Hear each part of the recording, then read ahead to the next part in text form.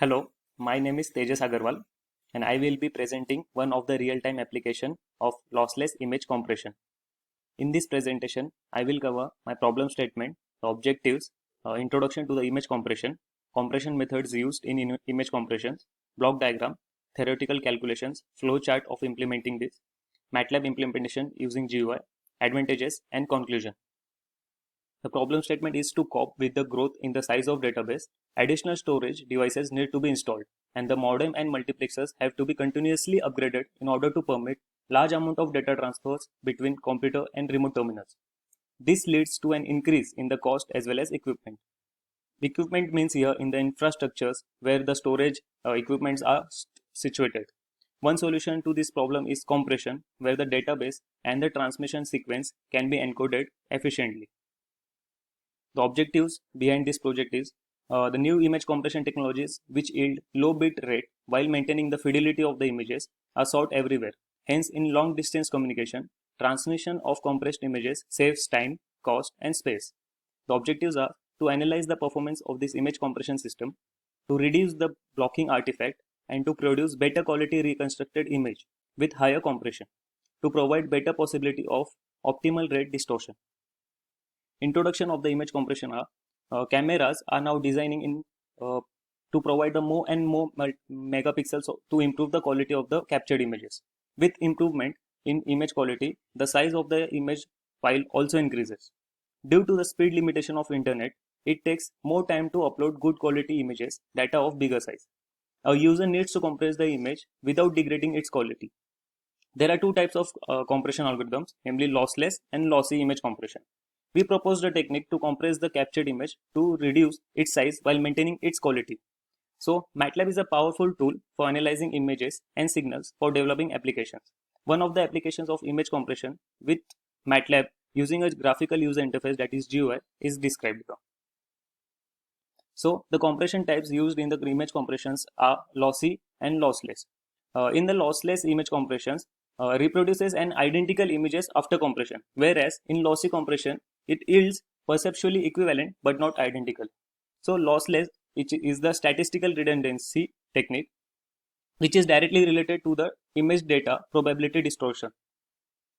There are two kinds of statistical redundancies, namely the coding redundancy and the interpixel redundancy. And the second one is lossy, which is redundancy using predictability. It is the redundancy can be described by using predictability in local image neighborhood correlation or significance of pixel intensity. So these were the two types of image compression techniques. Our flow, the basic structure for image compression model is given in this block diagram. The input is given as the original image, which will convert into a double precision image. This double precision image is given to the DCT matrix, and finally the quantization is done by masking to get the compressed image. This same flow is implemented in the code we are describing in the coming slides. The theoretical calculation includes the mean square error MSE, peak signal noise ratio PSNR, and the discrete cosine transform DCT. So the image is read through the MATLAB to capture its pixels. After obtaining the compressed image, peak signal noise ratio, that is PSNR, and mean square error MSE are calculated using the following relationships. The MSE is given by the summation of the image 1 m of n minus image 2 of m of n the whole square divided by m into n, where the m and n are the number of rows and columns of the matrix, and image 1 and image 2 are the original and compressed images respectively. This is the relation of MSE. After compression, there should not be much change in the quality of the image. Hence, the MSE indicates an error between the original image and compressed image, so it should be as small as possible. The PSNR, peak signal to noise ratio, is given by 10 log to the base 10 R square by MSE, where the R is the maximum fluctuation in the input image data type, maximum possible pixel value of image. PSNR is related to MSE and it gives the amount of noise in compressed image. PSNR should be as high as possible. And the third one is the discrete cosine transform DCT. A discrete cosine transform expresses a finite sequence of data points in terms of a sum of cosine functions. DCT is a Fourier related transform similar to the discrete Fourier transform DFT, but it uses only real numbers. Here is the introduction to a DCT is given as: for an image which is a 2D signal, it converts the spatial domain signal into the frequency domain, and it is given by the C into F of C transpose, where C is the cosine transform matrix, F is the original image, and CT is the cosine transform matrix transpose. The formula for the DCT for 2D images signal are f of x comma y, where the x and y are the two 2D signal, is given by root under 1 by n for x is equal to 0 and y lies between the 0 to n minus 1.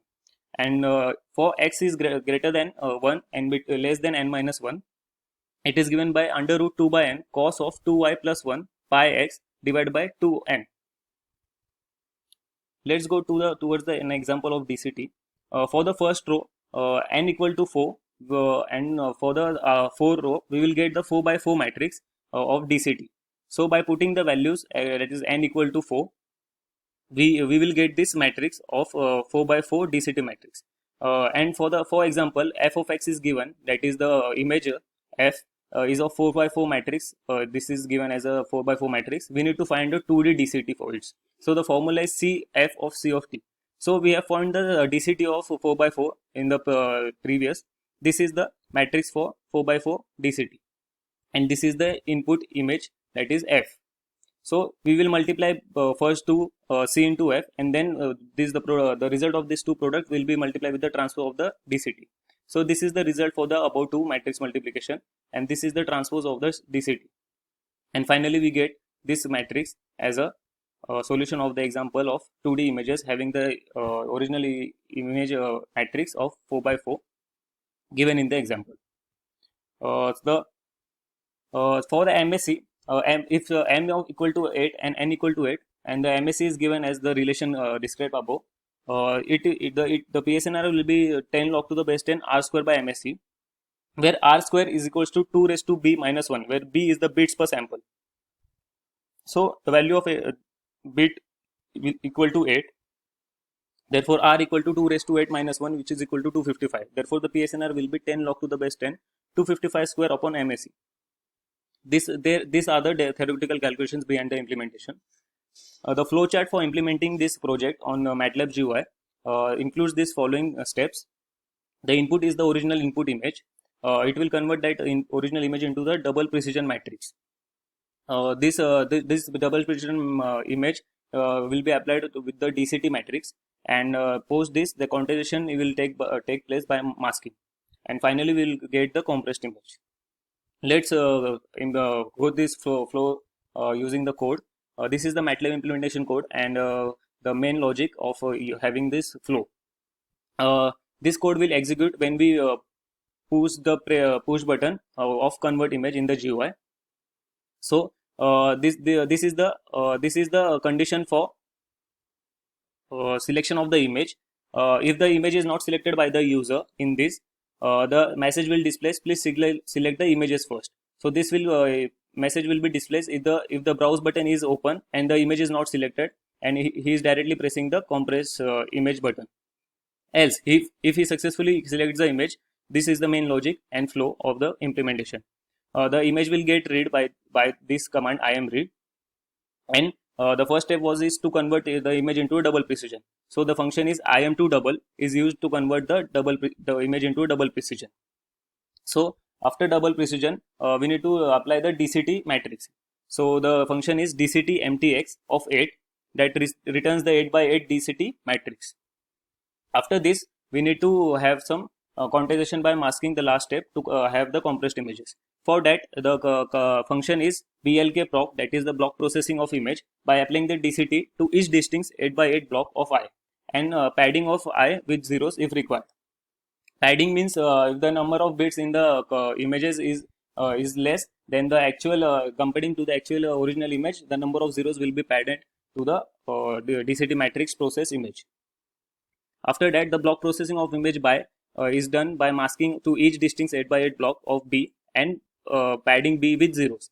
So means in first we have block processed the image I, that is given into the B2 B2 variable, which block processes the images by masking, and finally I2 is again block processed by the image B2 and applying the DCT. Similarly, this is done for the I3 and I4.